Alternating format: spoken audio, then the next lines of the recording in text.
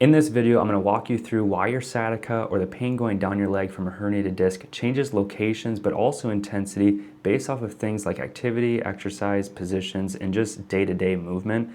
This is a pretty common question that I get asked from my clients on whether or not this is good or bad if it changes. So by the end of the video, you'll know exactly what to do when you notice your symptoms to change. So the first thing to understand is sciatica, that's just a label for the type of symptoms that you're having. The pain, numbness, and tingling that radiates down your leg, but that is not a problem with the sciatic nerve, okay? Most people think that when they have sciatica that there is a problem with the sciatic nerve, and that's not always the case. In fact, rarely is that the case ever. There's multiple nerves that leave your spine that form the sciatic nerve, but when you have symptoms like sciatica, pain, numbness, and tingling that radiate down your leg, it's usually coming from the spine and not something like piriformis syndrome, okay? So to give you a better picture of why that's the case, when we have a herniated disc or some sort of nerve irritation happening on these nerve roots that exit your spine, that's when we get those symptoms that go down our leg.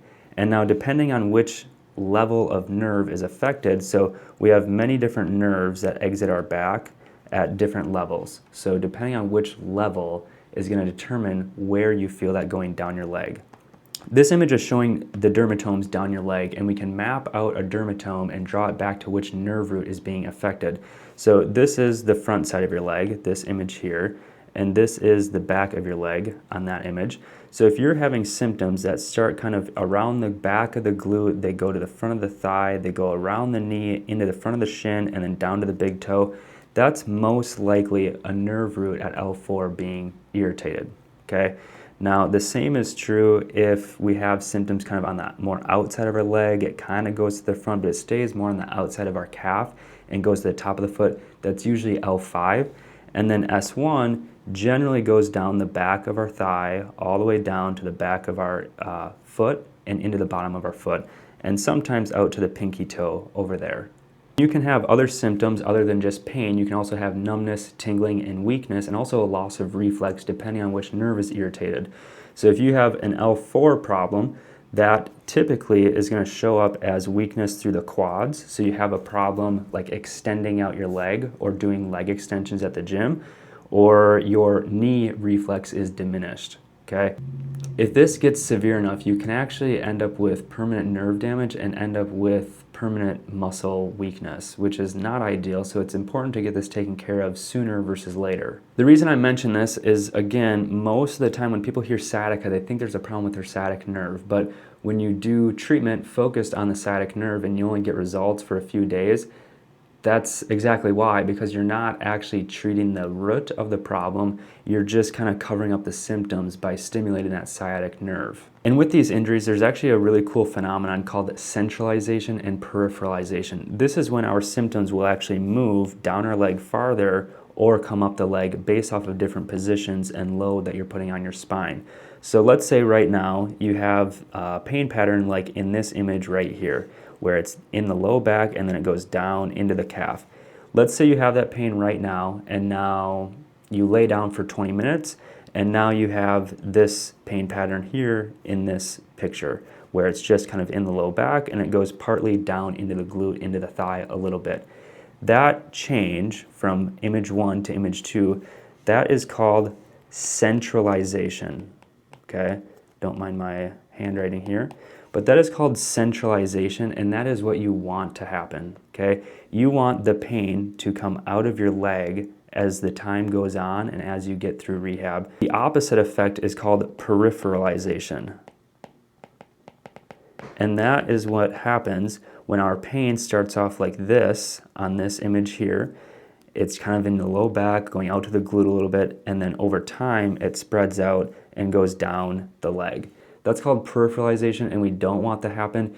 Usually when that's happening, that is a sign that what we're doing or what you did in that moment in time isn't ideal for recovery. So understanding the terms centralization and peripheralization and what that looks like is actually really important to understand how to get better and what you need to keep doing in order to resolve this for good. So as we centralize our symptoms, again, as we get our symptoms to come out of the leg and bring it up to the low back, It's not uncommon for the back to get more sore or more irritated, but that's generally okay, again, as long as the most distal symptom is getting closer to the spine, to the center of the problem. A really simple strategy to figure out how to centralize your symptoms is to do something like repeated movements to figure out your directional preference.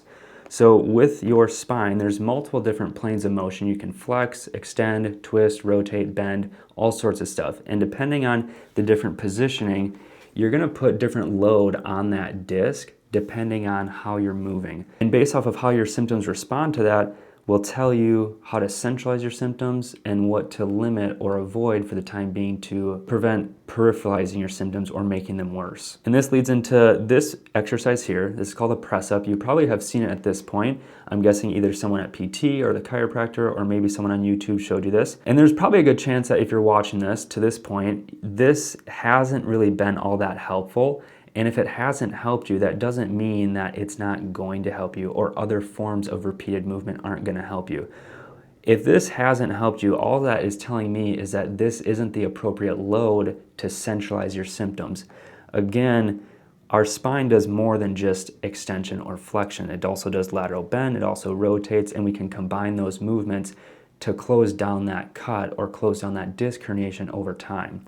Another important thing to understand is the disc herniation could be kind of off center or off to the side, and if you're doing things like press-ups or extensions and you're not getting any change with your symptoms, that could be a really good opportunity to look more lateral and do more lateral movements to see if that injury is on the lateral side of that disc, like shown here. A little bit ago, I mentioned the term close the cut, and that's a really good analogy to remember on what you need to do to actually resolve this problem for good. So I want you to imagine that you have a cut on your finger. If you bend your finger forward, you're going to open that cut up and make it more irritated.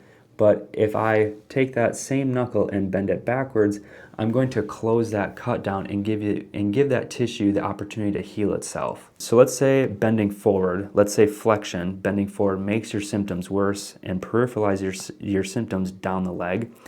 If that movement makes your symptoms worse and peripheralizes them, there's probably a really good chance that doing something like extension that's going to centralize the symptoms. Again, if you move in that direction and it makes your symptoms worse, doing the opposite, like bending your finger backwards, is probably going to close that cut. And this leads into another really good talking point called the traffic light. On a traffic light, you've got a red light, you've got a yellow light, and a green light. So in this case, a red light would be things that peripheralize your pain or things that make the symptoms worse and they stay worse. There's a lot of things that could temporarily irritate you and make the symptoms worse for maybe 5 or 10 minutes. That's not really a red light. A true red light is when symptoms stay worse for hours to days.